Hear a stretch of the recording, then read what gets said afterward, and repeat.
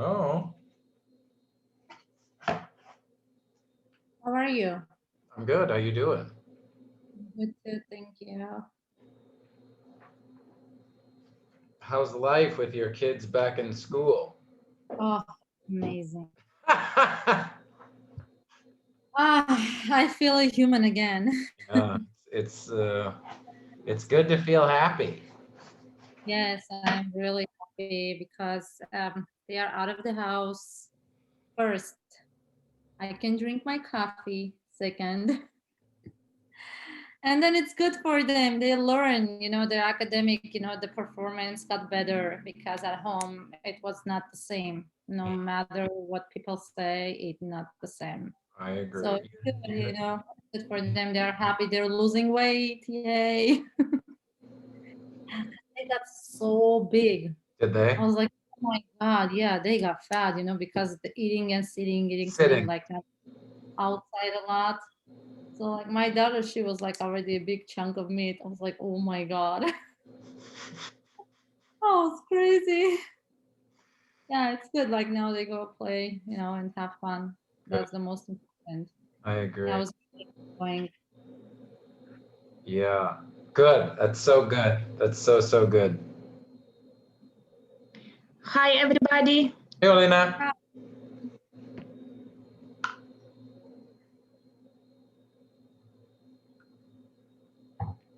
Did you look at my narrative? I changed it and sent it to you. Not yet. I will. Varvara, I don't know if she'll be here today, but she emailed me too, like, Jeff, did you look at that? I'm going to be, I'll have everything done this weekend. I'm catching up. I'm finishing grading my grammar class. So I will, before Monday, I will. Mm-hmm. Yeah, I'm just curious, like if I did right, because I was not sure. I'll I take a look. tried to, yeah, the beginning and end at the same, but it would be nice to have a feedback. Yeah, I have a lot of confidence in you. I hope so. And Thank you. Okay, I have a question. sure. Hey, Sadaf. Hi, this is Leila. Oh, I know. I have question. Sure. Did we homework for last week? No Did homework. No, I'm gonna talk, no extra lessons, no new stuff in Canvas, no, yeah, no. But because my dream is that you use all that time to read the book. Uh-huh. Because I watch Zoom meeting. Yeah. I didn't listen. We have Zoom. I try. We have a homework. I want to ask for sure. Okay. Yeah. Yeah, no, we're not. And I'll talk about this when everybody's here, but there's not going to be a lot more lessons in Canvas. Like I said, my goal is for you to have a lot of time to read the book Okay. next week. So again, if you're watching the recording, you're going to see more about this in a second. I'm going to introduce the final writing project next week. It's going to be more summarizing and paraphrasing, but all sort of ideas that come from the book. So I think we're tired. And I think Which books? hyperfocus. Hyperfocus. Yeah, that's what we're doing for the rest of the semester. So Mhm. so if you haven't read it, get to work.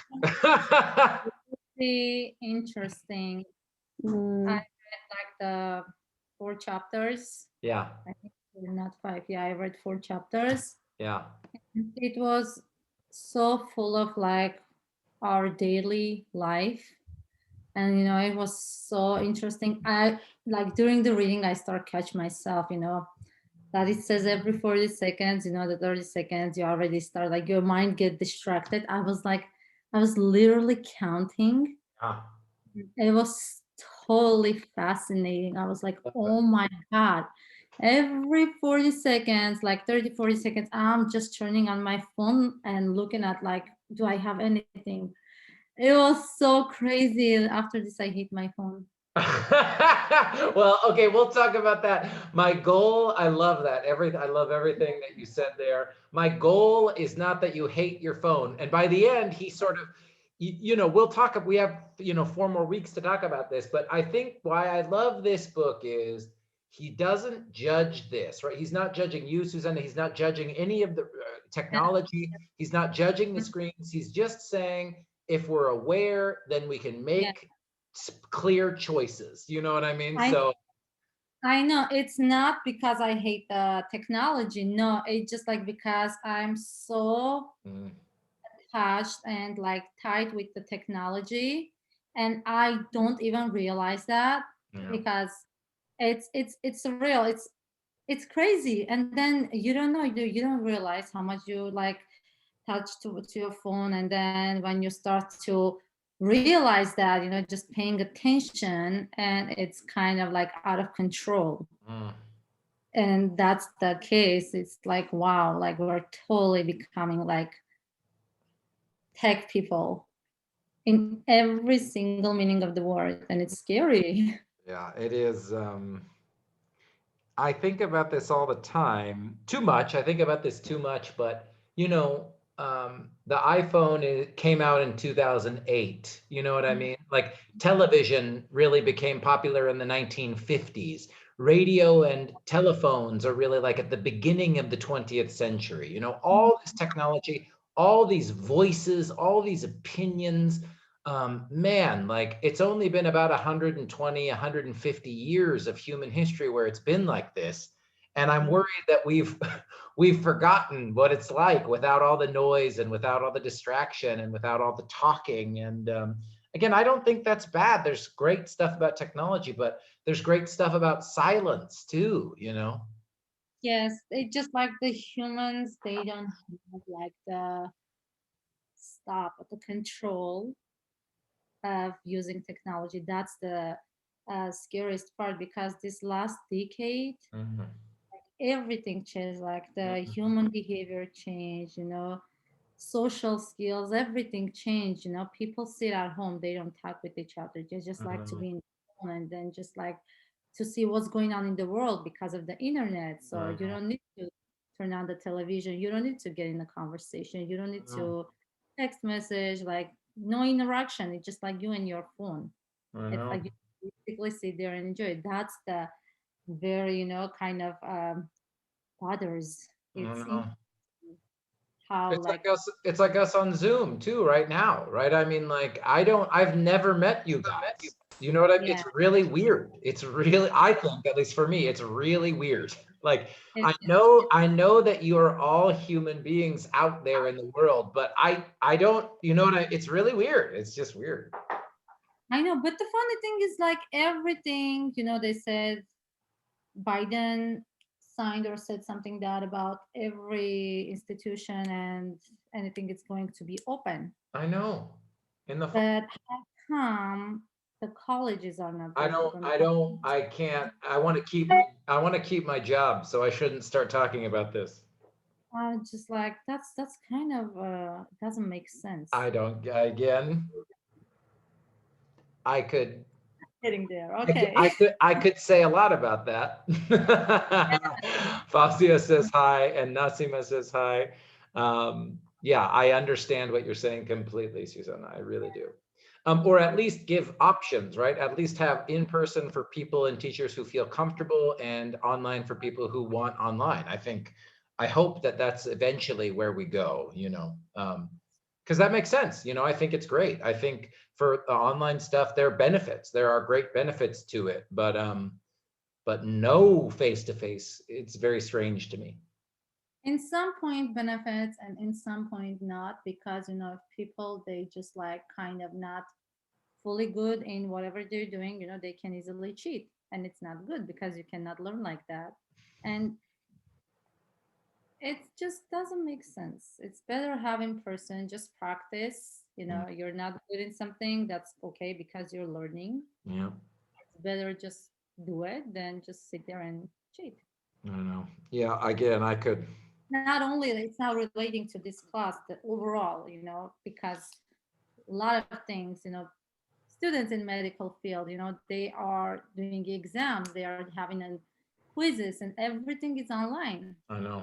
And you're going to those doctors, to those nurses, future nurses, you don't know, like what if they're going to be one of those, students who's like sits there and cheats, because it's not okay. It's like you don't have a like 100% I think you're right. And I think I'll get started in a second here, but I just to finish up, Yeah. Susanna, I love talking about this stuff. So I don't, but I want to make sure we start class too. But I will say, just to agree with you, Susanna, I think one big challenge for education now is to understand that school used to be a place where like the teachers had all the knowledge, right? They had the books, and to get that knowledge, you had to go to class. You had to sit in a room and learn that knowledge from another human being. Well, now I think I said this last week too. The internet, all of human knowledge in English is available online to anyone at any time for free. So, but we're still teaching in a way that's like, well, we have the knowledge and we'll share it with you. And I just think that education has to change so that instead of having this idea that the teacher's job is to like, like deposit knowledge into people's brains. I think what teachers have to do is teach people how to ask good questions, how to take information and apply it in their life in a meaningful way, how to organize and present information when they're writing and speaking in a way that makes sense to other people, because those are the skills that are going to be the most important, I think, in the 21st century. Do you know what year Napoleon was born? It doesn't matter. You can look that up online right now. Do you know what I mean? And I think that's a big shift. And it's hard. It's hard for people to change. Like you said, you mentioned the President Biden. He's an old man. I respect him, but he's old. He's freaking old. And I think a lot of people who are old grew up in this older system. And I think we're in this transition period that's really awkward. It's really awkward. Because I'm 38 in my department, and we have people in our 60s in the department, and they, I don't think they, I don't think they understand that the old way, where it's your job to memorize, like I said, what year Napoleon was born.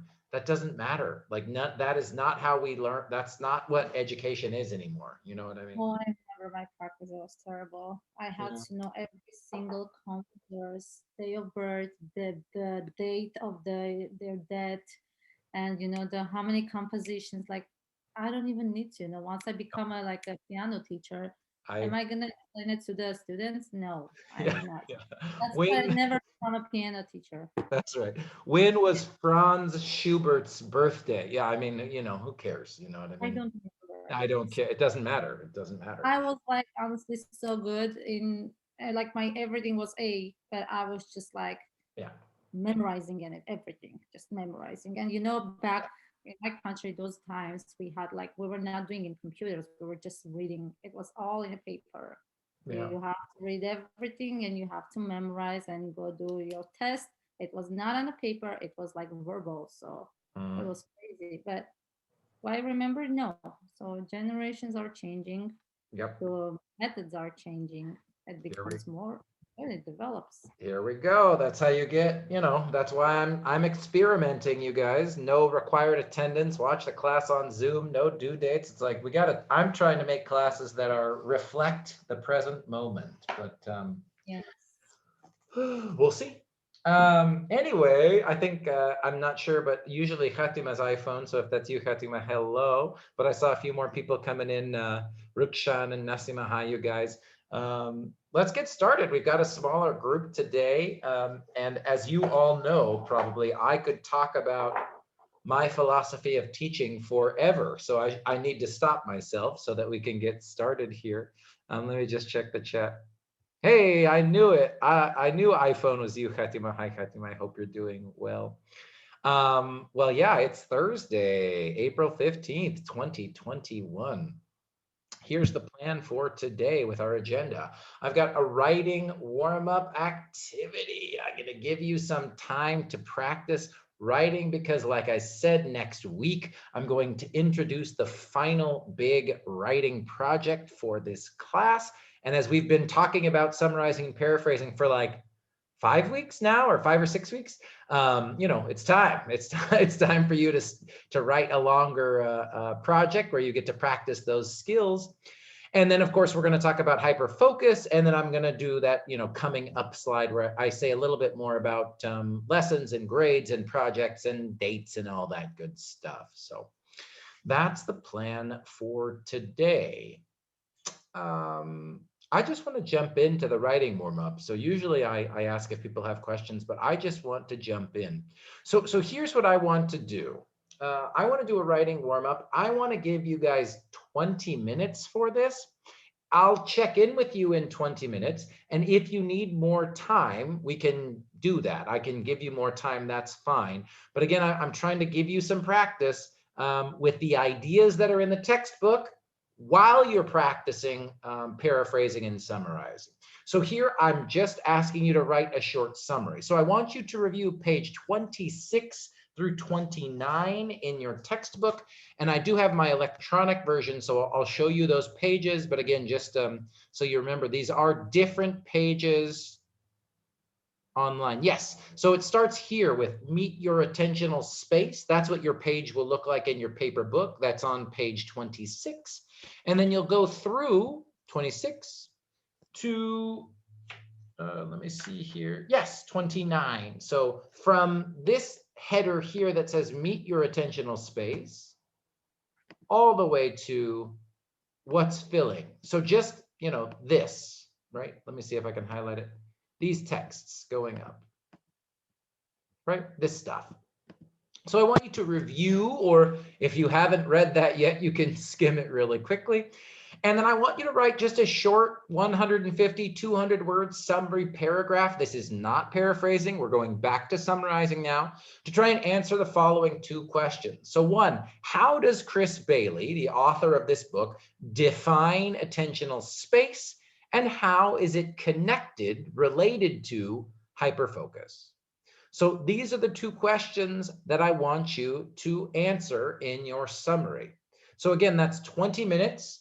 Review, skim, reread, read page 26 through 29, and then try to write a nice solid paragraph answering those two questions. Then I want to look at your ideas that you came up with. I want to look at some of your paragraphs, and then we'll continue for the rest of this chapter. Okay, we'll move on from attentional space. Any questions about what I'm asking you to do right now? Do we need to write it in the computer or the paper? Do we need to That's a share it great with you? question. Whatever you feel comfortable. I'm not going to ask you to submit this or turn it in. So if you'd rather write with a pen and paper, that's fine. If you want to write on the computer so that you can copy and paste or show some of your sentences when we're done, that's fine too. Whatever works best for you. Thank you. Yep. And since Susanna's the only person I can see, if you guys hear me and understand, can you give me an emoji thumbs up, just the yellow thumbs up hand if you understand what I'm asking you to do for the people who I can't see? Yes, everything is okay. Hey, Sadaf, it's good to hear you. Good. Anybody else, either just unmute yourself or give me an emoji thumbs up. Excuse me, which page? Good. In the book, in the paper book, it's right here. So 29. 26 through 29. It starts 26 and it starts with this header here where it says meet your attentional space. So in your book, start here and then go down. Okay. Okay, 26. Yep. Excuse me, Professor. Yes, please. This summarized writing is right now. We should return it to you. No, you're just going to write it for yourself. And then if people want to share or type examples, we can do that. But this is not a homework. This is not a project. This is just a chance for you to practice reading something, understanding the idea, and then summarizing it. Professor. Cool. I see questions. Rafi says hi. Hi, Rafi. Okay. Page 26 and 29. Yeah, through two. Yeah, that header that says meet your attentional space. 29. Okay, thank you. Of course. Okay. What's Anybody else? the question? It's right there. Can you see the screen? It's right there on the screen. Okay. So okay. So you're summarizing what is attentional space. You're summarizing what it is, and then you're explaining and summarizing how it's connected to hyperfocus. Any other questions? Great questions. Anybody else? Perfecto. Perfect. So like I said, I'll start with 20 minutes. I'll check in on you. I'm right here. I'm just going to mute myself. If you need anything, send me a chat, send me a text, ask me a question. I'm right here if you need me, but this is your time to practice writing and summarizing these ideas, okay? Cool. I'll check in with you guys in 20 minutes and I'm right here.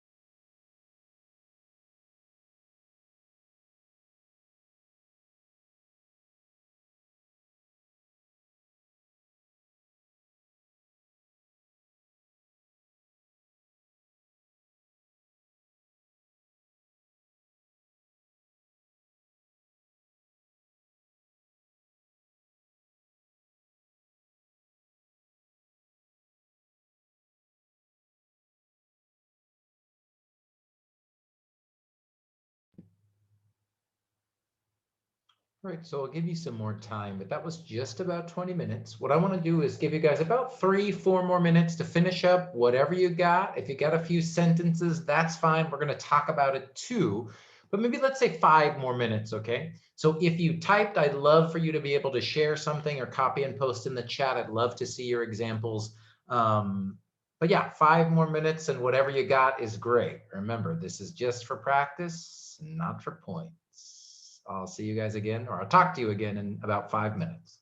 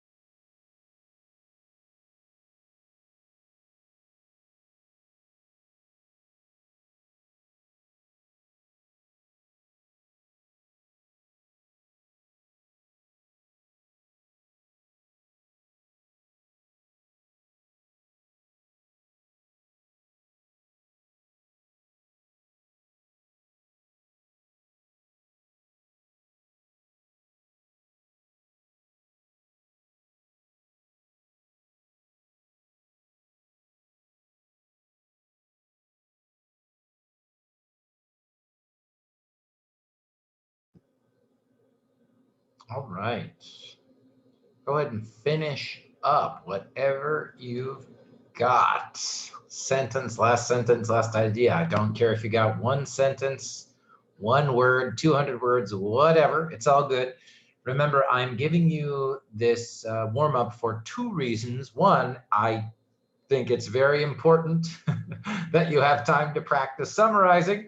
I know that's all. It's important to practice summarizing, and this is an important idea in the book, and I want to make sure you understand it and that we talk about it before we move on to what I think the thesis statement for like the whole point of this book is in this chapter. So that's why I want to make sure we understand these ideas before I show you the final big writing project next week. So I'd love for people to put in the chat, or if anybody's gonna share, if people have sentences and they can put those in the chat if they want to share their screen summary. Hey, I see Sadaf's, great. Okay, so if you've got your summary, put it in the chat and I'll put some of these into our Google Slides. That'd be great. Sadaf, I'm gonna copy and paste yours into the document. Okay. Thank I you. just copied some of the sentences from the book. I see you've got a little, yeah, I see a little quotation. Well, I'll say when I'm showing it to people. So hold on. If you've got stuff, go ahead and put it in like Sadaf. We can look at maybe 2 or 3 of these as an example.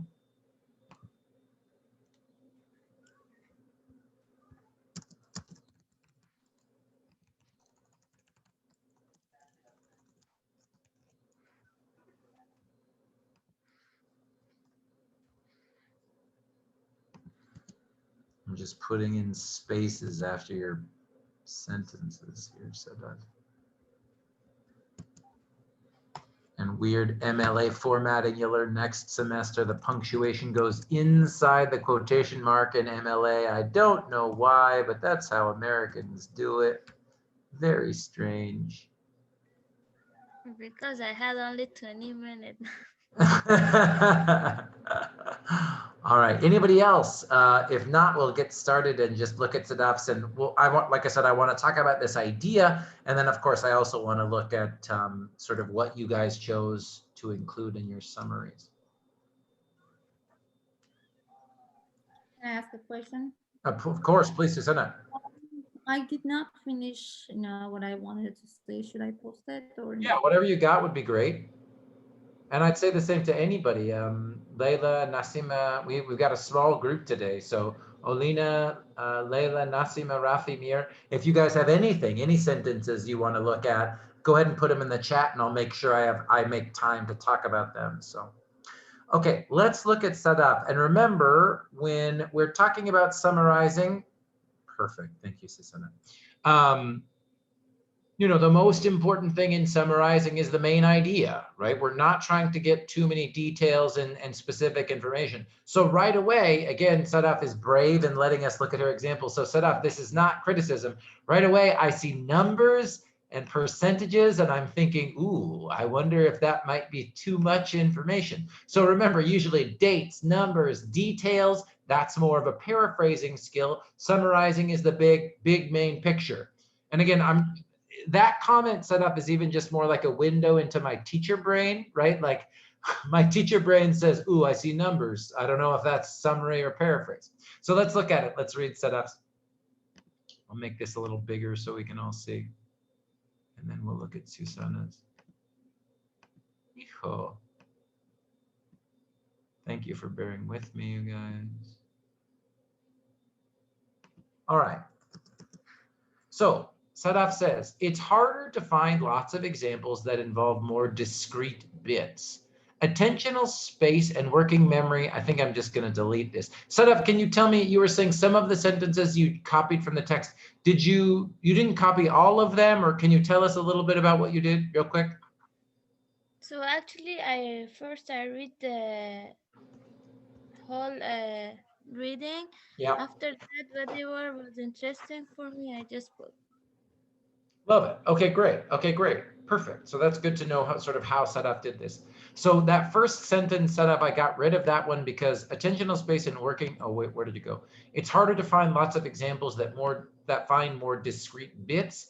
This just sounds like a sentence that's from the reading. It doesn't really sound like the way you'd begin an introduction paragraph. This sentence is great, right? If I say, what is attentional space? The first sentence, right, is going to hopefully define that. So Sadaf says, attentional space and working memory are like a computer's RAM. RAM capacity scales with power usage. With more active RAM, a computer uses more power. This is why Apple resisted upping the RAM capacity of the iPhone. Lower battery time would result. Some scientists say that additional working memory or attentional space in the brain would be more biologically expensive. The brain already consumes. Okay, details. So far I'm looking at what Sadaf's got is a lot that would be closer to a paraphrase because there's a lot of good details and explanations, even some direct quotes. So Sadaf, instead of this, can you just tell me your own words now, just tell me, not writing, what is attentional space? Like, what did you understand from the reading? So attentional space is something that people focusing something about everything. Like when we focus about something, it's getting our attentional on that. Like we cannot focus on two things like multitasking. Like also he gave us an example about when we reading a book we cannot no, I mean when we texting we cannot write, and when we reading a book, so we can drink a cup of coffee, but it might be sometimes I mean maybe we drop the coffee or something like that. So also about our brain, the attentional space of our brain is like we have two type of that, like long term memory and short time temporary one that like when we remembering some of the some song's name or someone's birthday date, so it's the long term memory, but it's temporarily in our brain. Good. Good, great. Sadaf, I mean, one thing I could say, it's very clear that Sadaf read and understood the reading, right? So that's already great skill. Now, the only thing I'm going to say is, remember the first task I wanted you to do, and you started to do this, Sadaf, but if you can, so what is attentional space? Like, how does he define it? This is this is important because this is true for any, with me, hopefully you guys know, right? Like my goal is that things are relaxed. It's not a test. I'm not trying to test you and punish you, but some college teachers are. So I want to make sure that in another college class, make sure you answer the question the teacher asks you, because even if you are super intelligent, you understood the reading, you can explain to me like Sadaf just did, short-term memory, long-term memory, all of those ideas that are in the reading. If you don't answer the specific question, sometimes, college teachers are like, well, they didn't get it, they don't understand. So what is attentional space, Sadaf?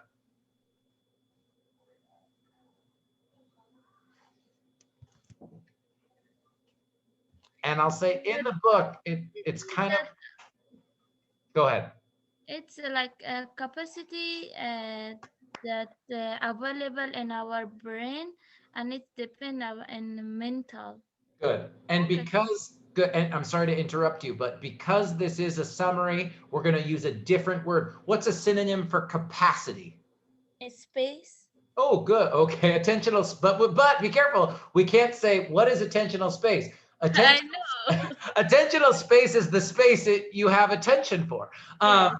Capacity, I would say this. So if you're thinking about a capacity is kind of like ability, or how much amount or how much room or how able we are, sort of, right? That's the idea that they're getting at, right? And again, I know, Sadaf, that you understood this idea. It's why I'm pushing you because this can sort of show you guys, hopefully, the difference between reading comprehension, right? Which means I understood what I read, and then writing a summary, which means I can explain in writing what I just read. Those are two different skills, those are two different skills. And that's why I think it's important that we practice. Does that make sense, Sadaf? Yes. Thank you for being brave and letting us see your example. Let me look at Susanna's. So that's what I'd say. If you're watching the recording now and you're looking at Sadaf's example, first say thank you to Sadaf for letting us look at her work. And then I'd say this so far, what Sadaf has is more of a detail and more of a paraphrase than an actual summary here. So, but eventually we got there. So let's see what Okay, so you Susanna. can use it in preferred lesson. So, yeah, exactly. Keep that paragraph, save it for later, okay? Sure. All right, here is Susanna. So according to Chris Bailey, already much more college writing. And remember, you'll talk about this in W340 or in English 300. MLA formatting loves last name only. So just a small thing there. But according to Bailey, attentional space is the brain's capacity, ability. Again, these are little notes that I'm giving you guys, right? But this is just to really highlight the difference between summary and paraphrase. So the brain's ability to focus and hold information at the given moment. He explains that attentional space allows people to hold, manipulate, and connect information at the same time. Very nice. It's up to us to choose what is essential at the moment and let our attentional span keep it active and continue to work with it. Really nice. He explains their attentional space allows people to hold, manipulate, and connect information. Good, really nice. Really, really nice. Okay, and then she sort of answered the second question in a separate part. The author believes that our focus and attentional space are responsible for most of our conscious experiments. He says that when you read the book, you should pay attention to what you're reading, and your brain's attentional space will take care of the rest. Ooh, really nice. Interesting. Really nice. What do you guys think? Or maybe tell us, Susanna, what was it like for you? Just like Sadaf said, what were you trying to do? What were you focused on? What were you doing? I was, when I was reading the book, I was trying to find the connection between hyperfocus and attentional span. And because, hyperfocus, it's the, basically it's the task that you're working on. And, I was trying to make the connections and just highlight like what he was trying to say. Like, for example, when he says like the hyperfocus, it's the, let me just open the book, when it was page 29. Sure. So when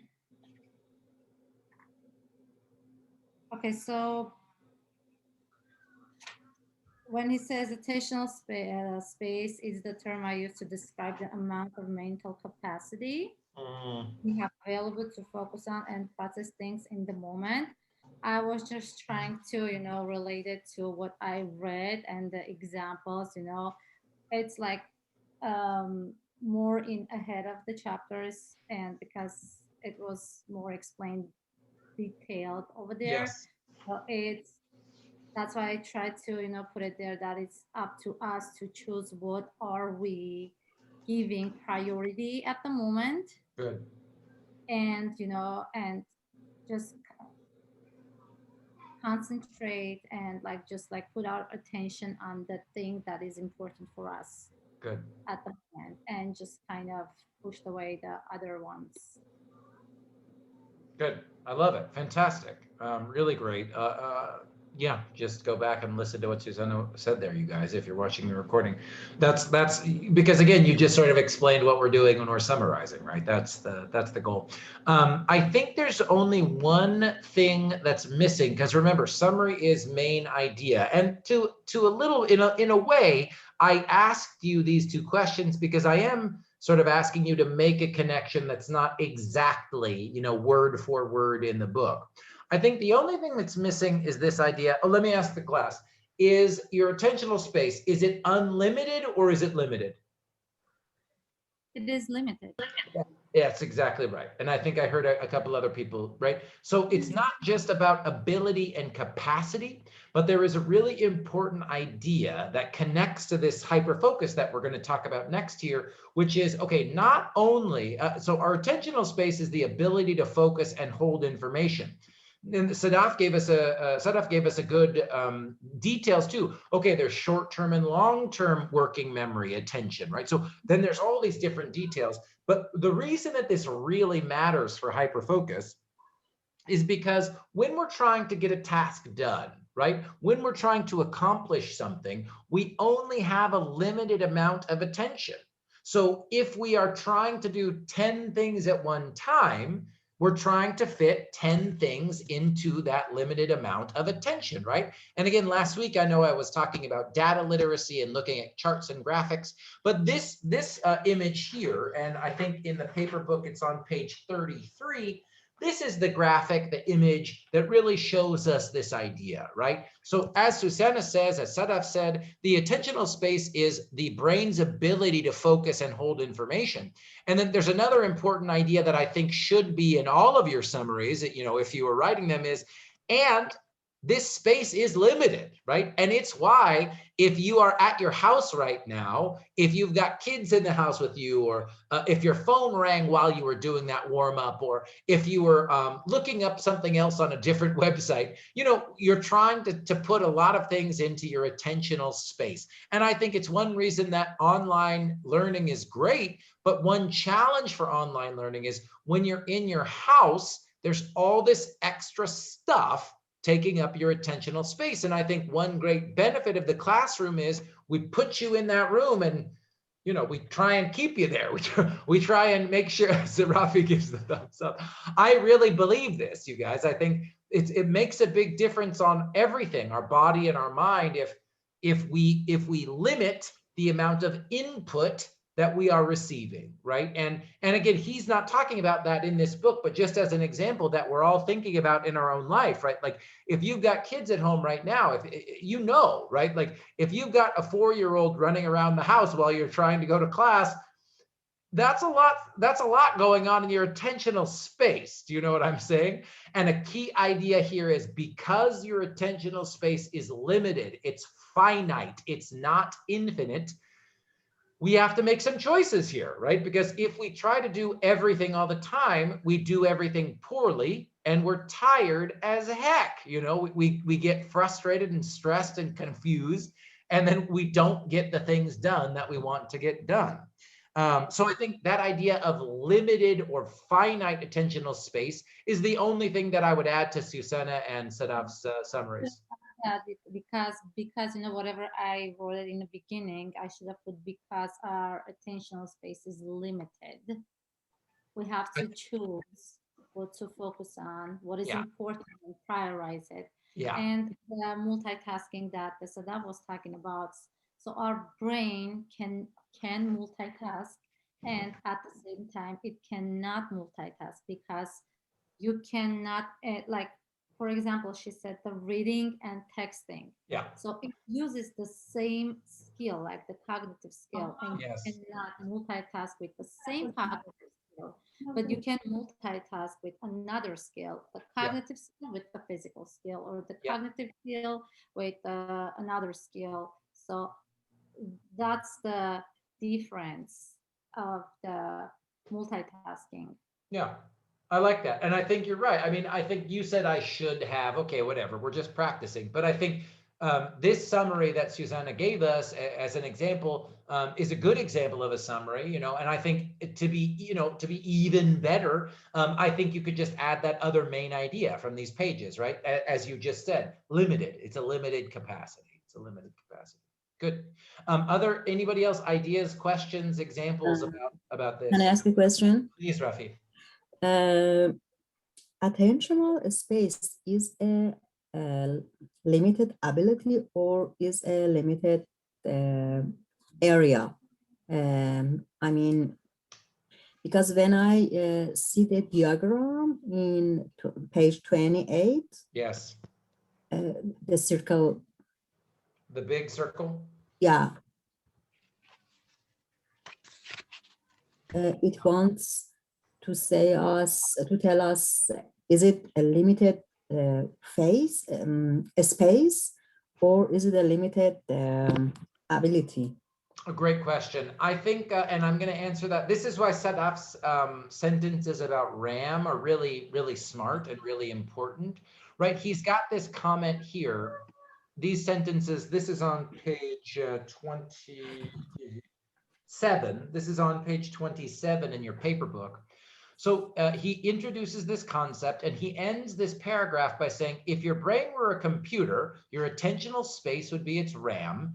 Technically speaking, researchers refer to this space as our quote unquote working memory, and the size of this space as our working memory capacity. Now, this question, Rafi, is, you know, I know you're a very, very intelligent and educated person. You're asking a sort of detailed question, and that's why he has this footnote on the bottom of the page in 27, because this book is like I said, it's like a popular science book. It is not like written like a research paper. So this parenthetical comment here, these sentences, Rafi, are answering a little bit what you're saying, right? So is there some space in the brain? I don't think so, right? Like, I think that this is some, it's like a metaphor or a symbol. It's sort of like an easy to understand way of trying to explain to people the mental processes that are happening in the brain. And I really think that this footnote, and Rafi's question is really important, right? Because if you look at this sentence that I have highlighted here,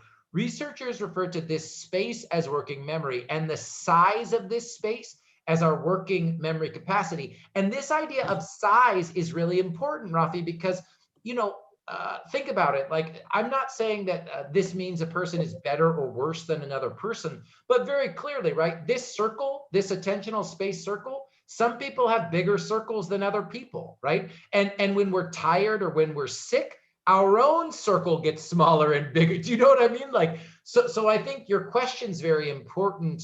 And because he's writing this book in this sort of easier to understand way, he doesn't go into too much deep detail about it.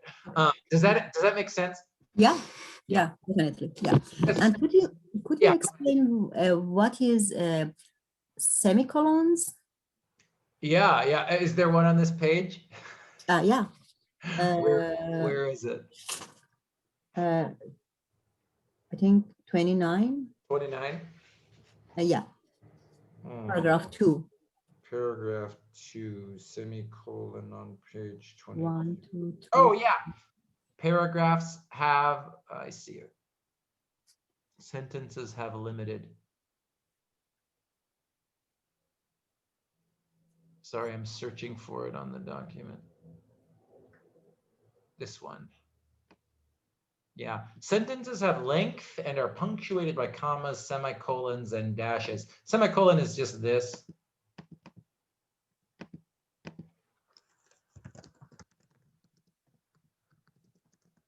This. Oh, I'm sorry, that's a colon. This is a colon is 2 dots. Okay. Semicolon, dot, comma, dash is that. Dash is what I probably use the dash too. You know, a real writing teacher would say, Jeff, you know, you're overusing the dash, but I love the dash. Colon, semicolon. And he's saying, so semicolon is sort of like a way of having a period without a period. So I enjoyed teaching the hyper-focus. However, some students. Right, so we'll use the semicolon almost in the same way that you could use a period, right? But you know, when and how to use it is like a whole other discussion. And if I'm honest with you, Rafi, I'm probably not the best person to teach you guys. Like, you are. Well, thank you, Rafi. But I just mean about this kind of punctuation. Like, man, some people have very strong opinions about like when you should and when you must use a semicolon and a colon. I think more and more often, the best way, if you're interested in punctuation like this, to look for, I'm trying to think of how examples of colons and semicolons in this book, But even then, I love this book because you notice out of all these three, the thing he uses the most is the dash. And then he uses lists and bullet points because it's just easier for our brains to process and understand, right? That's why, like I was saying last week, a really great reading strategy, if you're reading an online article or a paper book, right, is like, look for bullet points and lists because it's a way that the author is organizing information in clear and short chunks. And for whatever reason, the way that the data, the way that the information is presented on the page, I swear, our brains remember those things much more easily. And that's the point that he's making, right? When an author is making a choice, excuse me, about how long their sentences are, how long or what type of punctuation they're using, that is affecting how much attentional space the reader is using to try and read and understand those ideas, right? Now, if you think about your own writing, Rafi, or anybody else, that's like, if you're thinking about sort of how will my punctuation affect my reader's attentional space, you're doing some amazing work. Like I said, there's American high school students who aren't asking those type of questions. So I think even more than how to use these punctuation marks, which is, like I said, a different topic, I'd suggest just look at how Chris Bailey uses them in this book and see how does it affect you, right? Like, does it bug you or throw you off to see a colon? Is that weird? Does a semicolon look weird? I think the more you start to notice those things when you're reading, the better reader you become. And definitely the more confident you'll feel when you go to try and use those things in your own writing. Yeah, thank you, Rafi. Cool Thank question. you. Yeah, Thank you. cool question. Cool question. Okay, I've got a slide I wanted to show you about attentional space, and then I want to look at a different page. So attentional space, I think it seems like, at least from the few people that I've gotten to talk to, Olina and Nassima and Leila, if you guys have questions, jump in. But it sounds like you guys get this idea. So here's my sort of bullet point summary of it. I didn't write a paragraph. So attentional space is, quote, the space that holds everything that you're aware of, right? And that's on page 28. And this space is limited and it is dependent on things like your energy level. This is like I was saying to Rafi, when we're sick, I'll speak for myself. When I'm sick, you better believe my attentional space is smaller, right? When I'm babysitting my 3 nephews and there's a 6-year-old and a 4-year-old and a 1-year-old, that's it. That's all the attentional space I've got. Forget it. TV, podcast, it doesn't matter. So your attentional space grows and shrinks. And like I said, I think even some people have different attentional spaces than other people. I love reading. Like I've been reading, I love to sit alone and read books. And so I can sit down and read quietly for like 3, as long as the kids are asleep, for like 3 or 4 hours, but if you didn't start reading a lot when you were a kid, it might take you time to like build that attentional space up, so. And I'm not saying that's good or bad. I'm just saying we have all these different experiences, and those experiences will have an impact on sort of how we process things. Now, as it says in the book, just like we can have different attentional spaces depending on our energy level, some things in our own life take up more attention than other things. And this kind of goes back to this picture that I showed you guys, or this chart, this graph, this image on page 20, or this is 33, excuse me. On page 33, he sort of makes the point, and this image is sort of showing you this idea, right? That some things take up more space in your attention than other things. I love this example because it's so simple, right? Breathing. Like I said, we don't have to think about it. Like there is a part of your biology, of your brain, that is focused on keeping your breathing regular, but it doesn't take up very much attention, right? You don't need to think about it. But if you're listening to an audio book, or if you're listening to me right now while I'm talking, or if you're doing other things, all of those things come together, add up to take up and fill your attentional space, right? And as I say on the slide, right? So habits often take up less attentional space, And novel, he uses this word novel a lot. It's an adjective, and it really just means new. Unfortunately, I think many people know this because you might hear the coronavirus as the novel coronavirus, right? Novel coronavirus just means it was the first time this virus ever came into human awareness that we know of, right? So novel just means new. So novel or difficult tasks often take up more of our attentional space. And what's the connection between attentional space and hyperfocus? Now, Susanna started to make this connection for us, and I would just add on to it. It's really difficult to hyperfocus on anything or to be productive on anything if your attentional space is being taken up by many other things, right? And I think Susanna was talking about online learning, online classes, and the internet and cheating. And I think that's true. That's definitely an issue. But you know, one thing that I think about when I'm trying to create these classes is the internet is so distracting, man. You could look up anything, go to any website, social media, Instagram, Facebook, Twitter, whatever whatever you like to look at, that's right there on your computer. And I just think like the online learning doesn't bug me too much about cheating because I try to create a class where people want to show me their work so that I can help them improve. But I do worry about, man, like, how can my discussion of semicolons be more interesting than YouTube? It's not possible. Do you know what I mean? Like, and in class, we can remove YouTube. It's not even possible to distract for you guys to be distracted. But when you're sitting at the laptop, it's right there. Just open a new tab on your computer, you know? So that's the argument he's making here is attentional space is connected to hyperfocus because if our attentional space is filled up with other things, it's almost impossible to like focus and, you know, read a book for 30 minutes or have a serious conversation with a friend. I know last week people were saying they really enjoyed the beginning chapter where he's talking about the two young women who are talking to each other, but maybe they'll talk to each other for like a minute and then pick up their phone, right? It's like kind of listening to the person I'm talking to, and then I'm just, okay, yeah, I'm just, oh yeah, okay, yeah, okay. So, you know, that's the main reason that this idea of attentional space is important for hyperfocus. Now I want to jump ahead a little bit in the chapter. I want to talk about a different idea, that I want to cover today, but I want to make sure, does this idea of attentional space and how it's connected to hyperfocus, does this make sense? I see Susanna nodding. If it does, give me a yellow thumbs up or nod your head or stop me if you do have questions. Otherwise, I'm moving on to another part of the chapter. Yes. Perfecto. Sadaf gave me a yes. Nasima gave me a yellow thumbs. I'm ready then. I'm moving on. Leila, Olina, if you have questions, jump in. But otherwise, I'm moving on.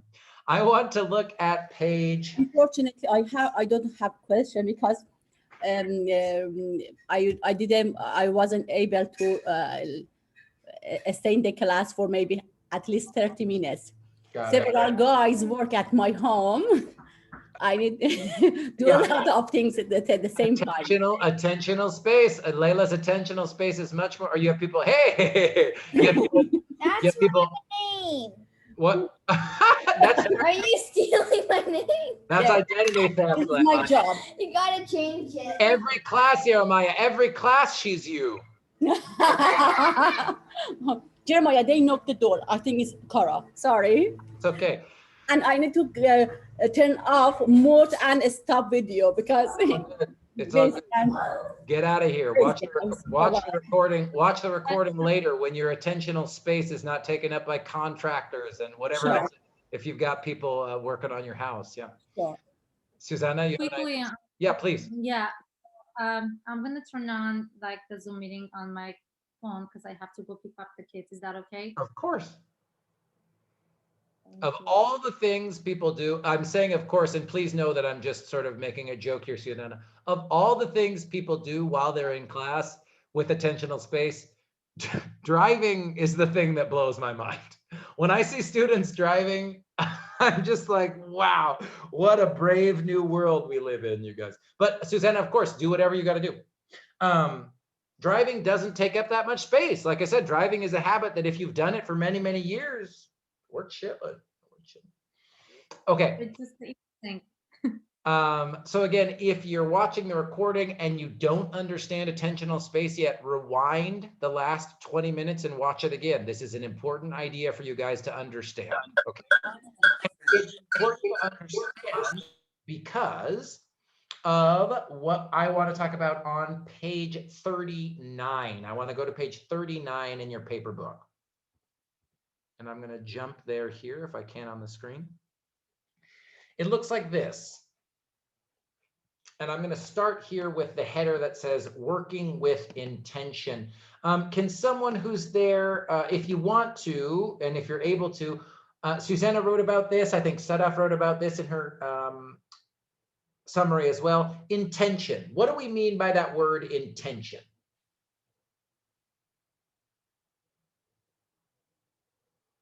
Yeah, if you Can can. I say it? Yeah, if you can, please go ahead. It's like purposeful, you know, like intentionally doing something. It's just like when you're doing something that you're planning to do. Good. I love it. And again, I think we know this again because we talked about this last week. It's the opposite of autopilot mode, right? We talked about autopilot mode a lot last week, and intention is the opposite of autopilot mode. Autopilot means we do things, we don't have to think about it, right? Intention means, ooh, before I do this thing, I want to be clear about why I'm doing it, what I hope to get when I do it, right? To have some clear intention, have some purpose, have some specific idea. Right? Anybody else want to have an idea about intention? Yeah, please. Excuse me, it doesn't mean overlap to something together? No, no. Okay. That's more like, yeah, he talks about that when talking about multitasking, but they are two different things, right? So maybe people are multitasking, overlapping different things, but intention really just has to do with, this is my specific goal. I am aware of what that goal is. I made this choice. You know what I mean? It's like, it's having an active choice to do the thing you're doing. Okay, Great question, Rafi. Anybody else? Sadaf, did you have a question?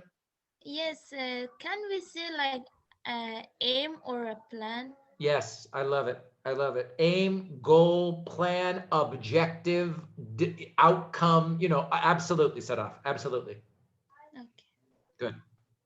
Okay. And actually, I even this part is to me so important, you guys, that I'm just going to read this through this. So if you already read it, you just get to hear it again. But this idea is really important. So I'm just going to read starting on page 39. I'm going to read just a little bit, and then I want to talk about these ideas, make sure we understand.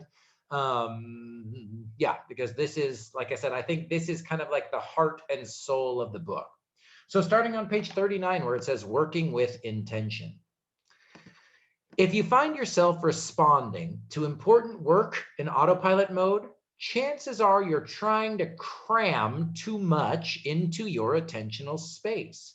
By not stepping back to deliberately manage your attention, you allow it to overflow. Some familiar examples: taking care of your toddler while shopping, trying to walk and text at the same time. Just this morning, I watched someone bump into a mailbox because they were trying to do this. Rewinding a movie, TV show, or audiobook because someone was talking to you or because you simply zoned out for a while. Adding baking soda instead of baking powder to a recipe because you were ruminating on something or watching TV. Leaving a theater with a stomach ache because you didn't have enough attention left to notice you'd eaten too much popcorn. Forgetting to put the divider on the grocery store checkout belt for the next person, like the lady in front of me forgot to do this morning as she flipped through a magazine. You've probably experienced many similar moments. Some are impossible to avoid because life often presents us with unexpected surprises, but many are possible to circumvent. And noticing that you're beginning to feel overwhelmed is a great sign. You should check in to assess what is occupying your attentional space. Chances are you're trying to cram too much into it at once. The best way to avoid this overload is to be more selective with what you permit into your attentional space. On the drive home, shut off the radio, which will enable you to process the day and also remember your intention to pick up bread. At home, pause or mute the TV so you don't try to continue processing the show and forget that you're heading to fetch a note that's in the other room. Making small changes like these allows you to keep your attention on your intention. Simplifying our attentional space lets us maintain enough room to work and live intentionally throughout the day. This lets us spend more time on what's important and meaningful in the moment. The state of your attentional space determines the state of your life. When your attentional space is overwhelmed, you in turn feel overwhelmed. When your attentional space is clear, you also feel clear. The tidier you keep your attentional space, the more clearly you think. Now, I'm going to keep going because this next paragraph here is actually my favorite almost in the whole book, but I want to make sure we're clear on the ideas he's talking about in what I just read. So does this make sense? Can someone summarize it in your own words? What's he saying here in those paragraphs that I just read out loud? Someone give me an oral summary. I won't make you write it down this time. Would you please tell me the page again? Yeah, this is it's this blue highlighted text. So it starts on page 39 and then continues on to page 40. But even really, I'm just talking about these 3 paragraphs here before I move on to some of my favorite stuff in the book. Why is this important? What's he saying here?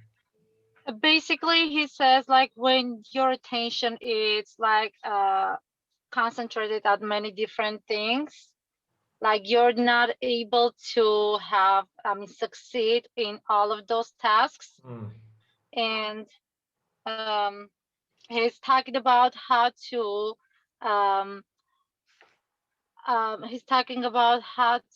work on the skills separately. I mean, pay attention on one task at a time. Cool. And how to avoid the overload of information, and in order to be able to succeed in accomplish all the tasks. Great. Well said. Really nice. Absolutely. Rafi, did you have something? Did you? I saw you unmute yourself. Did you? Anything you want to add? Not really. Okay. I'll ask you the next one. Yeah, I think Susanna said it very well there, right? And I'd say again, if you're with your book right now, I think there's some really important ideas here, right? So like this idea. Now, again, remember, I highlighted this here because even if you agree or disagree with this book, that's fine, right? But I really do want you guys to practice knowing and seeing the most important ideas. Let's see if I can get a better, it's hard to see this color here. Hold on.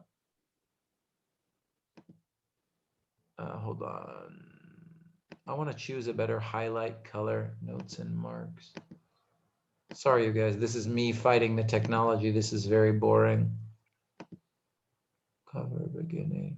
I might not be able to, I'm sorry. But I wanted to highlight these 2 sentences. I think this is a very important argument and idea that he's making. This lets us spend more time on what's important and meaningful in the moment. The state of your attentional space determines the state of your life. That's a big claim. You know what I mean? That's a big idea that he's making in this book. Great, I see people are leaving. That's all good. Thank you, Sada, for letting us use your example. Yes, and I think another key idea, he does a really good job of really focusing on his main ideas with the topic sentences in this book, right? So the best way to avoid the overload that Susanna was talking about is to be more selective with what you permit into your attentional space.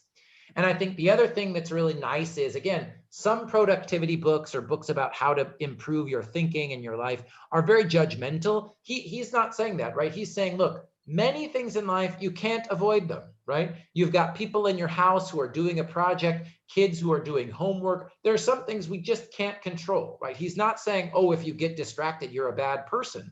But he is saying, okay, the things that we can control, right? There are many possible to circumvent. Circumvent means to go around, to avoid, right? So there are many things that we can avoid, right? Like his example is always like wasting time on your phone. But there are many things that you can avoid. And his argument is, if you can avoid them, We should, because it's going to give you a lot more attentional space. You're going to feel less stressed. You're going to feel less overwhelmed. You're going to feel less burned out, right, by all the things that are going on in our lives. Does that idea make sense before I keep going? Because the next one is my favorite. All right, I'm going to keep going, and then I want to summarize these ideas and talk about them. So I'm moving on to page 41 in your paper book, 41 in your paper book, where it says, simplifying what we focus on in the moment may feel counterintuitive. Hey, there's a colon, Rafi, there's a colon. Simplifying what we focus on in the moment may feel counterintuitive, colon. When we have so much to get done, our natural impulse is to focus on as much as possible. Compounding this is the fact that the brain's prefrontal cortex, the large part of the forebrain that lets us plan, think logically, and get work done, has a built-in novelty bias. Whenever we switch between tasks, it rewards us with dopamine, that amazing pleasure chemical that rushes through our brain whenever we devour a medium-sized pizza, accomplish something awesome, or have a drink or two after work. You may have noticed that you instinctively reach for your tablet when you sit down to watch TV, that you can't resist keeping your email open in another window as you work, or that you feel more stimulated when your phone is by your side. Continually seeking novel stimuli makes us feel more productive. After all, we're doing more in each moment. But again, just because we're busier doesn't mean we're getting more accomplished. Guys, in my book, I've like underlined this whole paragraph, circle stars, and circle the page number, sort of the way that I annotate my own books. I think this is a really important idea to understand. So same thing, can someone just verbally, not in writing, summarize for me what is novelty bias and why is it important to this book? Rafi, you want to go for it? I just want to ask you, what does that mean? Oh, okay, perfect. So Rafi's not ready to summarize it for me yet. Does anyone want to try? What does novelty bias mean? And if not, I'll summarize. I'll explain it in my own words. Susanna, you're driving. Don't no, you're driving. I was about to say that I would say it, but I'm driving. I'm kind of scared. Yeah, I see the car moving. I see the car moving. Oh my goodness, stop it, stop it. Okay, so for people, so I highlighted this entire paragraph because I think it's such an important idea. Right, but I think here, if you look at this section where it says novelty bias, I'm going to delete the highlight so that I can focus on it sentence by sentence. Okay, so if I say, what's novelty bias, hopefully, everybody in this class at 325, you understand the first thing you need to do is go to the book and look for that phrase, right? Look for that word. He's got it in quotes here, novelty bias. So novelty bias, and then he gives us his definition. So whenever we switch between tasks, it rewards us, this novelty bias, with dopamine. Dopamine is a chemical that exists in the brain. And I think he talked about this earlier in the book, but dopamine is basically the pleasure chemical in the brain. Anytime that you feel good or feel relaxed, you're getting some chemical hit of dopamine. And just so that you understand that this is a researched book, right? This is not his opinion. Dopamine is real. Dopamine exists. Dopamine is actually the same exact chemical that people create for synthetic drugs to relieve pain, right? So dopamine is in OxyContin and some of those other prescription drugs. And of course, the more painful, toxic, horrible drugs that harm our bodies, but things like heroin and cocaine, these drugs work, these drugs affect the chemistry of our brain because we get this big dopamine dump, right? When we put these chemicals into our body. But again, he's not talking about drugs, right? This dopamine thing is natural. It occurs naturally, and it's not all bad, right? So one reason that people are saying that the quarantine and the pandemic is having a bad impact on people's mental health is we can't give people hugs, right? So human beings also evolved so that when you feel touch, when you feel comfort and hugs and physical touch, we get dopamine, right? So it's not like dopamine is, oh, bad, scary drug. It's not like that, right? It's just a natural chemical that occurs in our body that makes us feel comfortable. Now he's saying that the brain has this novelty bias. And if you go back to the slide that I have here, right, where I'm talking about habits versus new and difficult things, habits don't give us a lot of dopamine because it's the same thing over and over and over again, right? This novelty bias means when we see something new or when we switch between two different tasks, the brain understands that as something new and it gives us this hit of dopamine, right? So the reason that we get so distracted, it's not because we're lazy, it's not because we're stupid, it's because the brain actually gives us this feeling of reward, right? So if you're listening to me and you've been listening for whatever, almost 2 hours, and so you've been focused on one thing for 2 hours. When you switch, when you look away from the screen, when you pick up your phone, even before, right, even before you read the text message or see the email, your brain gives you this hit of dopamine because of this novelty bias. It's something new.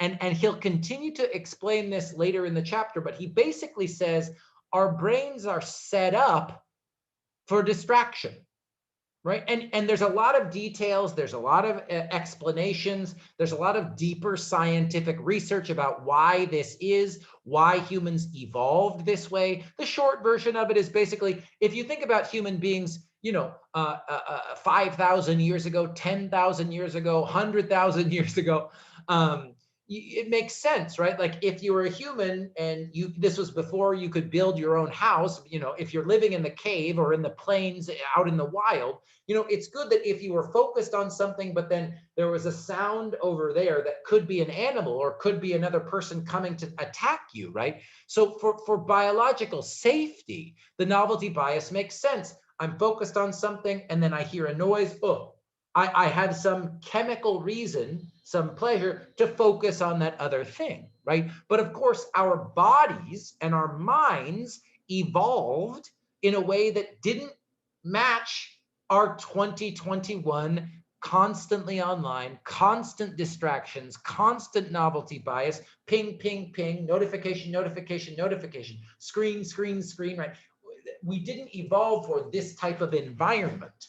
And that's why the novelty bias now, it sometimes can hurt us, right? Because when we switch to a new task, we get that hit. We get that hit of dopamine.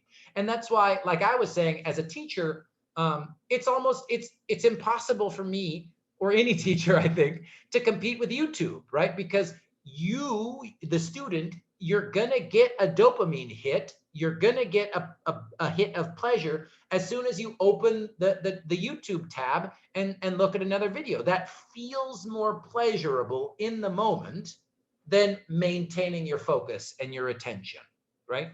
So that's what he's saying by novelty bias. Whenever we switch between tasks, it rewards us with dopamine, right? So I'll say, I'll highlight that instead of the whole paragraph.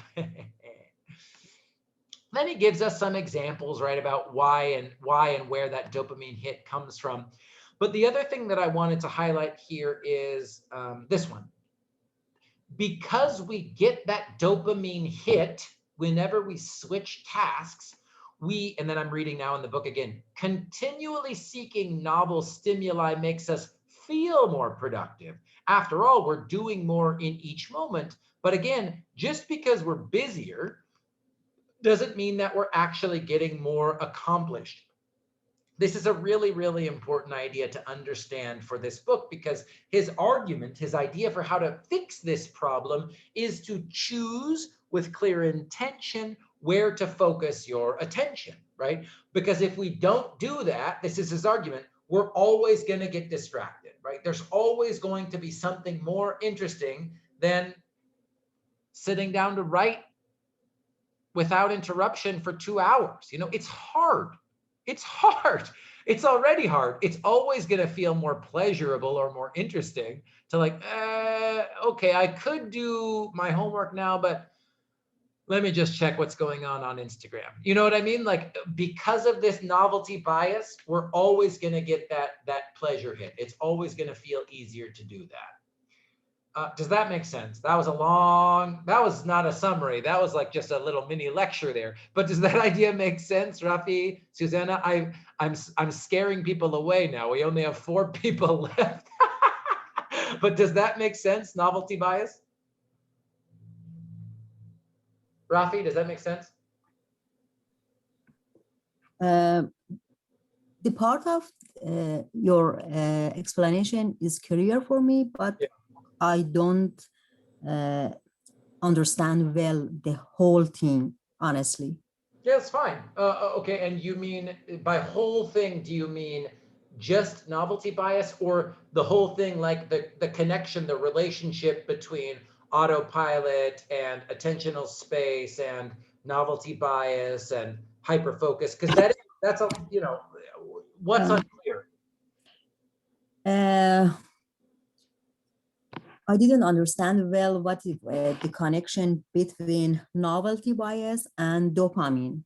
Okay, great. Okay, novelty bias means our brain is always more interested in something that's new. So if we're focused and we can pick up some other thing, the brain loves the new thing. In a way, the brain loves the distraction.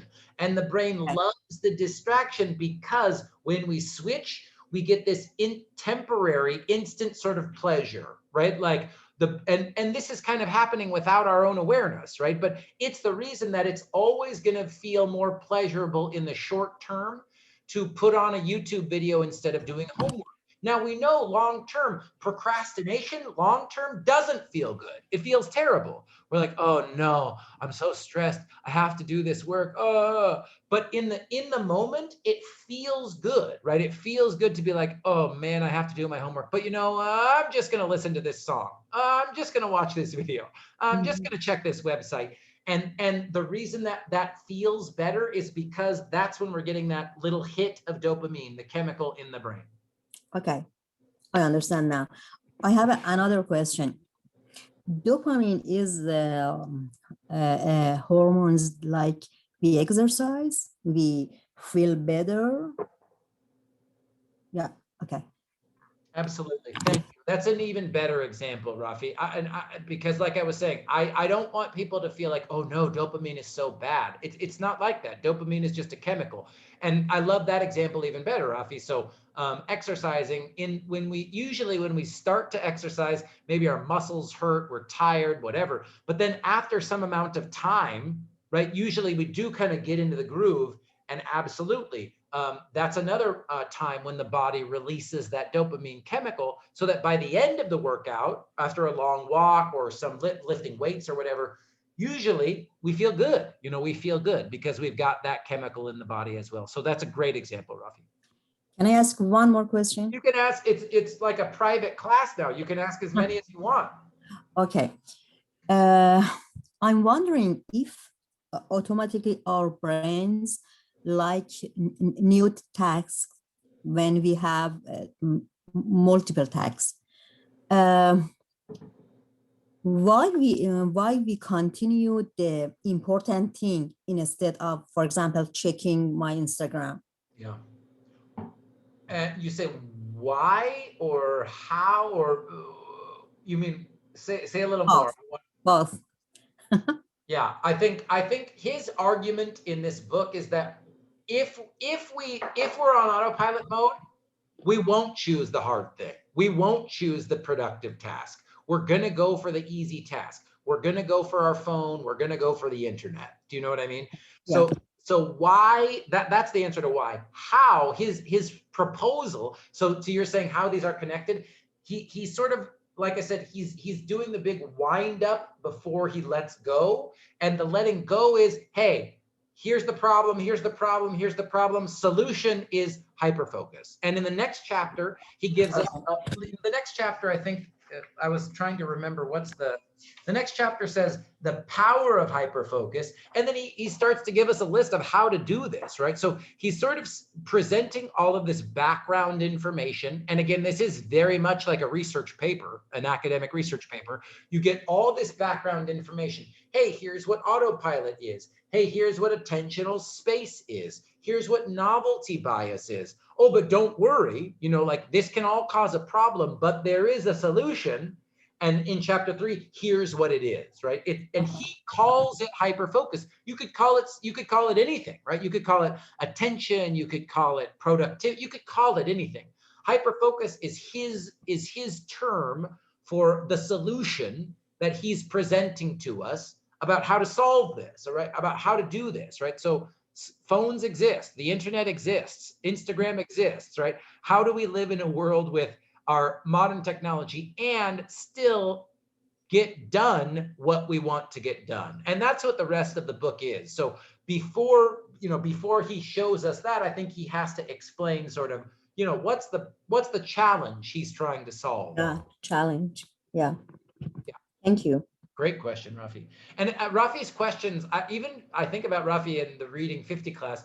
Rafi has got such a great mind for, like, your questions are always help me explain structure even better, which is great. You know, people think in different ways, and I just think so many of Rafi's questions, I'm just saying thank you, Rafi, because your questions help me explain the organization of a reading or writing, right? And that's so important. By the time you get to 325, Rafi, how you organize, you could have the best idea in the world, right? But if you don't organize it in a way that makes sense to the reader, it's not going to have a big effect, you know? So anyway, Rafi's questions always help me think about, oh yeah, like that question has to do with how the author is presenting the information, you know?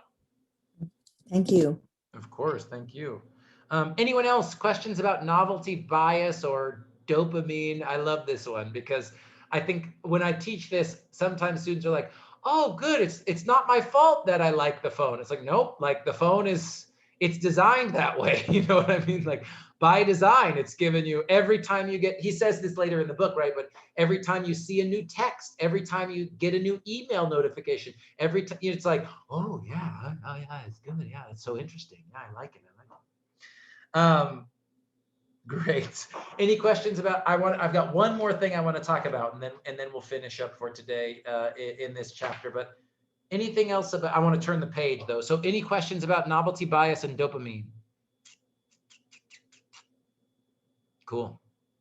Well, if you're watching the video recording again, extra special thank yous to Rafi and Susanna for leading us through these topics. I'm so grateful to you guys, right? As you know, I could just like talk for 2 straight hours, but I don't think that's how people learn. Novelty bias. Yeah, go ahead. Very interesting subject. I think so too, but I'm glad you agree. Yeah. No, it is very interesting because it contains, you know, when I was reading this, I was thinking, oh my God, it feels like I'm in a psychology class because there is such an interesting, you know, the words, and I don't know, it was very interesting information that I think everyone needs. It doesn't matter if you're taking this class or it doesn't. Good. I'm so glad you say that, right? Like, I mean, you know, one thing I love so many things about being a teacher, but I love that in a reading and writing class like this, I get to choose the books and material that I think will be interesting to you guys, right? So, you know, I don't know. That's all I have to say. I think this topic is really important and interesting for everyone who lives in, I could say all over the world right now, but especially in California in 2021. You know what I mean? Like the technology, it's just such an important part of our lives. And again, I love this book because he doesn't say, oh, it's so terrible, throw your phone away. He doesn't say that, right? He just says like, here's some information, be aware of it. And here are some ways that you can make choices that maybe make your life better. You know what I mean? And take it or leave it. Take it or leave it. And you know, I've taught other books before this one. I've taught books about the environment and about food and all, and that's all great. I think that's all very important, but some people don't care. Some people don't care about where they get their food from. You know what I mean? Some people don't care about, you know, if they want to save the planet. Some people don't even agree that global warming is real, you know? So, but this book, everybody has a phone, you know what I mean? And I think it's an important topic, and I love the way he writes. I think it's easy to understand. It's not like a scary academic text, you know? Also, I think in this situation about COVID, it's very important than before. You want to say, I agree. Do you want to say why? I'm just curious why you say that, Rafi. Honestly, for me, I'm not a good mood at all. I can't focus as before in my studying, and just I like to check my chat or email. Yeah. Honestly, maybe it's not to say this fact to you because you are our professor and I am a student. I should How be dare you? responsible. Yeah, how dare you? Yeah, but I don't know what happened for me. COVID. COVID happened to all of us. And also I have my children in our, we live together. As you know, my daughters are adult. Yep. But if I can't focus in my homework, it's very bad guidance, I think. Yeah. Well, be nice to yourself, Rafi. I am sure you're a wonderful mother, but yeah, I understand. I know what you're saying. You want to be a good example, right? Yeah. Yeah. Yeah. I understand. Be nice to yourself. It's hard out there for everybody right now. I love what you said, Rafi. And again, I don't have any, I think one reason that I decided to only do one Zoom meeting a week is I know people's attentional space right now, right? What people are able to do right now is smaller than in normal times. I just know that that is true. And I think some teachers have gone the opposite way. It's like, oh, well, now you're home all the time, so you should have all this time. It's the opposite. Do you know what I mean? Like, it's the opposite. And I love your example, Rafi, because it's so true. Being stuck inside, not being able to see the people we love the most, not being able to go where we want to go, not being able to travel. We have to wear these masks. Again, I'm not saying the mask is the worst thing that ever happened in the world, but we evolved as humans to see each other's faces, man. It's important for us to see eyes and mouths and stuff, you know? And I think that is having a big impact on our mood. And to your point, Rafi, one way to make our mood better, dopamine feels better. So it's like, oh, I feel crappy. Okay, whatever. I'll feel a little bit better if I look at my phone or check this app, or you know what I mean? Like, it's not a long-term solution, but in the moment it helps feel like last night, you know, I thought, oh, I should be grading. I should be grading. I should be grading. But at 9 o'clock, I just was distracted. Do you know what I mean? I was like, okay. And like this book says, I tried to make a conscious choice. Like, okay, I'm just going to be distracted for an hour. Like, I don't care, but it felt easier to do. Like, I'm not going to think about any of this crud out in the world right now for an hour. Do you know what I mean? Same thing happened to me. Yeah. Yesterday I read 3 chapters, like all the 3 chapters, and I was about to planning to read the 4th one. Yeah. And it was already 10 p.m. I was like, okay, I can't. I'm just gonna drink a coffee. So that coffee, but it took me till 5 a.m. I was distracted till 5 a.m. You had coffee at 10 p.m.? Yeah, I drink coffee at 10 p.m. because like I need coffee to continue to reading and be focused because my kids finally asleep. Yeah. I'm done. So Yeah. you know when that's the distraction for me, honestly. I'll Yeah. just put it this way because you Yeah. know during this daytime I have kids at home. Yeah. like I cannot do whatever I want to do Yeah. unless they are in the bed, so I can do whatever I want to do. But that time I was already, no, I can't. Like I'm gonna do like, okay, I'm just like 1 hour, I'm just gonna chill and then I'll read the book. But it was my hormone level was half high, so I was like, no, let me just continue. And I Yeah. was like doing everything, like reading the news, like I don't know, the articles, and just like going on YouTube and then on, you know, the apps. I was like, Yeah. like Yeah. it takes me already 5 a.m. I was like, oh my god, I have to wake up. So you Yeah. know, I have, okay, let me just sleep. But my brain was still up, so it was so. Absolutely. I woke up and then I started reading. Hey. I have to read. Well, it's really interesting. I'll talk. I'll say this briefly, and then I'll talk about it much more next week when we talk about chapter 3. But you know, if you read that, if you're watching the recording and you've read it, you know, in chapter 3, he starts to talk about how to hyper focus. And one thing he talks about a lot is like your environment, like where you are. And this is something I'm obsessed with, you guys. Like I wrote one of my master's thesis was all about space and designing space for language learners, because I just think like the room wherever we are is so important. And for me, I personally, this is just me as a human being now, I hate that my house is now an office. I hate that. Like my house for me has always been like a healing, safe, beautiful, calming place. Like work is work.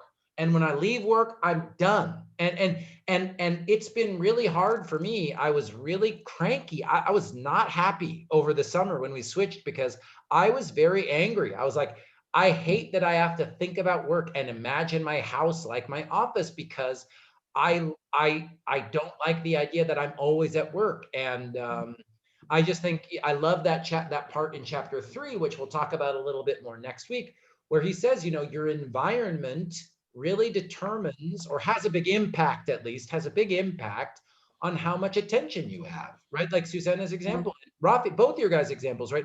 Who is in your home with you? Young kids, grown kids, whatever. All of that stuff is absolutely affecting how much attention you have, where you can give your attention. All of that stuff is affecting how much attention you have. And I think unless you live alone, almost always it's taking up some attention that in a classroom, I think, you know, you could give more attention to the work or the reading or the writing. But at home, if we go back to that, you know, this picture in the textbook here, you know, in this picture, you know, just imagine at home, you know, what is inside of this circle when you're in your house is totally different than what is inside this circle if you're in the classroom, you know? Absolutely. Yeah. I just think that's a fact. That's a fact. Katima, you're being too nice. Yeah. Katima said a nice message in the chat. I've said this before. Don't feel bad for me. You know what I mean? Like I still have my job and life is good. I'm just saying, like, you know, I think all of us have things all of us have things to be grateful for, but I hate that my house is an office now. I hate it. I hate it. Yeah. I'm willing to do it because I love my job and I want to keep working with you guys, but you know, that's just how People don't understand, like it is hard to work from home. I It is know. hard. Like it's so funny. I have two sister-in-laws. They're just like, oh, you're lucky, like you're not going to college anymore, you know, it's like it's from home, you can do whatever you want. I'm just like, no, I'd rather go to college because my attention is going to be fully on what I'm learning. But at home, it's like, you know, my phone has 3 different emails. I have my husband's business emails that I'm responding to the customers. Yeah. And I already have built up like 13 messages that I didn't even respond because Right. I don't have the time for it. So Right. the school, the emails, like the business, the kids, homework, school, housework, and then, you know, the things that you gotta do like during the day, Yep. you know, the tasks, daily tasks. Mhm. It is all, you know, it's all distracting. And you know, the bubble that we have for our attention space, it's like fully loaded, and it's like overloaded. It just like comes out of it. So yeah, it that's is this, very that's this slide, Susanna, right? Where all the tasks are even bigger than your space, right? a lot bigger, and you know, the atmosphere, you know, the environment that we're living, like it's, you know, whatever the atmosphere is, it just like gives us our sense to learn. So Yeah. if I cannot fully pay attention on this thing, on my class, like whatever I'm learning, there is no way if I like sit there like for 5 hours, I can do it because my attention it's distracted in multiple places. Yep. Well said, everybody. I just want to share one more thing and then finish up. We could have finished there with what Rafi and Susanna were saying. It was so good, but I just want to show you guys, this is on page 42 in your paper textbook. He's talking about some of the ideas that Rafi and Susanna were just talking about too. But I think for me, this is where he starts to switch. So again, if you're thinking about next week and getting ready for sort of what hyperfocus is, this is where he switches from all the background information, like Rafi's great questions, like, you know, the definition of terms, like I talked about last week, and why it's important that wind up before the big pitch in an academic book like this. He finally gets to this idea of productivity, right? And I wanted to show you, where does it go? Intend to. This is it. This is, I think, the thesis of the book. Like, if I could say that there's one specific thesis that he really believes in this book, I think it's this idea where he says so like I said, he's switching from this idea of attentional space and novelty bias, and he's starting to say, okay, you know, how is this connected to hyperfocus, like Rafi's question? And he gets to this idea of productivity. And he says, after years of researching the topic, I found that productivity has become a bit of a loaded term. Loaded term is an idiom, and it just means people already have strong opinions about it before we even start to talk about it, right? Think about a loaded term like what's really controversial. I don't know, like Donald Trump is a very loaded term. People already have very strong opinions before you even start to talk about anything. It's like, oh God, like we're gonna talk about this thing. So that's what he's saying. Productivity has this loaded term. What it usually connotes, what it usually means is a condition that feels cold, corporate, and overly focused on efficiency, right? Productivity just means how to make as much money in as little time as possible. And he's saying that's sort of the assumption people have. Here he says, I prefer a different and friendlier definition. Productivity means accomplishing what we intend to. So if our plan today is to write 3,000 words, rock a presentation with our leadership team, and catch up on email, and we successfully accomplish all of those, we were perfectly productive. Likewise, if we intend to have a relaxing day and manage to do absolutely nothing, we're again perfectly productive. Now, again, I'm saying I love this so much because it's about us, right? It's about you. You get to determine what is productive.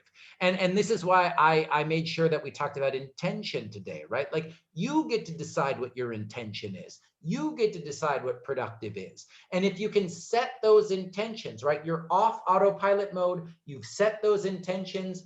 You know, what we start to look at in more detail next week in chapter 3, these strategies, these ways to hyperfocus. His argument is, you know, if you practice some of these things in hyperfocus, it can help you be more productive. And productive just means getting done what's important to you, right? Accomplishing the things that are valuable to you. So I love that, right? If your intention is to, you know, read a book by the beach for 4 hours, that's your intention, and that's what you do, great. You don't need to feel guilty or lazy about it. You know what I mean? That was your intention. But if your intention was to, you know, write 2,000 words, you know, and instead you play it on your phone, you don't need to feel bad about it, but you can go, okay, I didn't really do what I wanted to do today. You know what I mean? And I think that's why it's a really important part of the book that I wanted to make sure that I highlighted from this chapter 2. That makes sense. I want to finish up here, but any little short ideas or questions about this idea? So when next week when I introduce, I'll go back to my PowerPoint here. So what we've got coming up in the PowerPoint, you'll see this slide, but this is what we just basically talked about. Okay, so I didn't have too much like to lecture about. I wanted to make sure that we had a discussion about those ideas. And again, if you're watching, you know, I stand by everything that came up from Rafi and Susanna's questions. If you understand the discussion that we just had and you're watching the recording, you're doing great. And again, write a thank you email to Susanna and Rafi. Okay, so what's coming up? I wanted to make just a few short announcements here about business at the end. So so here on the slide, right? So there's no new graded lessons in Canvas. This is my plan. I don't want to add any more lessons for you to do or for me to grade. So whatever, if you're done with all the lessons in Canvas, you're done. Now, I may not be done. I still need to grade, but if I'm not going to add any new homework to Canvas, okay? So, but what we are going to do, we have two sort of more tasks, two more projects that we're going to do. So next week, I'm going to introduce the final writing project. And like I said at the beginning, the final writing project is just going to be a chance for you to keep practicing summarizing and paraphrasing. And of course, I'm going to ask you to summarize and paraphrase ideas from Hyperfocus, right? So again, read Hyperfocus. If you're thinking, oh yeah, I don't have any homework to do, this is the easiest class ever. Okay, we'll see. I really, you know, the more you read this book and the more you review the type of discussion that we just had, you're going to be much better off when it comes time to write the final paper. Okay, so I'll introduce the final project next week. And as I say here, the project will be summarizing and paraphrasing some of these ideas from Hyperfocus. And the final project will be due the last week of class. That's May 12th. So again, I'm just giving you this information now. If you're a plan ahead type of person, that's when the final project will be due. Now, the last thing I wanted to say is there will not be a final exam for this class, but there is going to be a final reflection activity. It will be due the week of finals. So what I mean by final reflection activity, it just means I'm going to ask you like 3 or 4 questions, and I'm just going to ask you to write about it and respond to it. It's not going to be graded for structure. It's going to be, did you do it? Here's your points, right? So it's not even good, bad, or in between, right? The essay about Hyperfocus, I am going to grade using a rubric, just like I did for the first assignment. The final reflection is more kind of like a journal activity. It's, did you do it? Did you finish and answer my questions? Then you get the full points, okay?